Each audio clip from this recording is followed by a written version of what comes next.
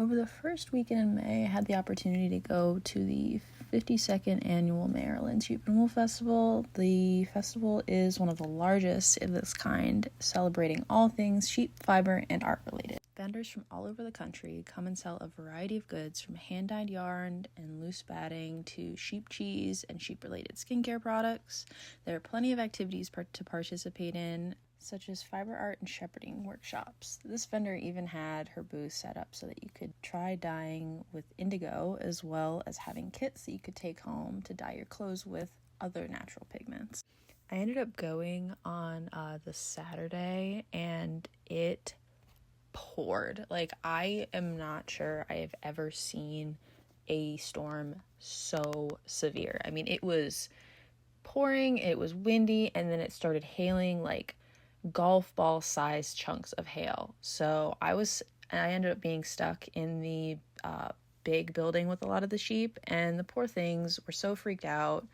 I mean, it was just insane, but it was only like a 45 minute storm, and then it cleared out. It got sunny again. So yeah, anyways, the part I was personally looking forward to the most was the fiber sale, which takes place in the 4-H building every year. I've been going to the Sheep and Wool Festival since I was like 7 years old, and I always saw people carrying around these massive bags of raw wool. So this year I decided it was my year to get a big bag. When you first walk into the building, there's this sign set up with all the different types of sheep and examples of what their wool looks like, raw, washed, and spun.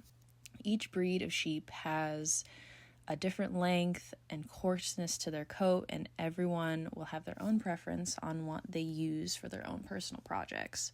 After looking through all the wool, I ended up picking this 4¼ pound bag of unwashed white medium length Corriedale sheep's wool. On my way back to the car, I ended up stopping at one of the vendors that was selling plants, and they ended up having some dye and fiber plants available. So I ended up getting some weld, some madder, and some Japanese indigo. So I'll be planting those, and super excited to see what sort of dye I can get out of those. After such an awesome day, I plan on beginning a natural dye and fiber series. I plan on talking about the history of different color pigments, as well as how some of them can be used. For my fiber series, I'm super excited to show you guys how to process the big bag of raw wool that I got, and show from the start of the raw wool all the way to a finished yarn project. So be sure to like and follow along for the beginning of the series. I'd love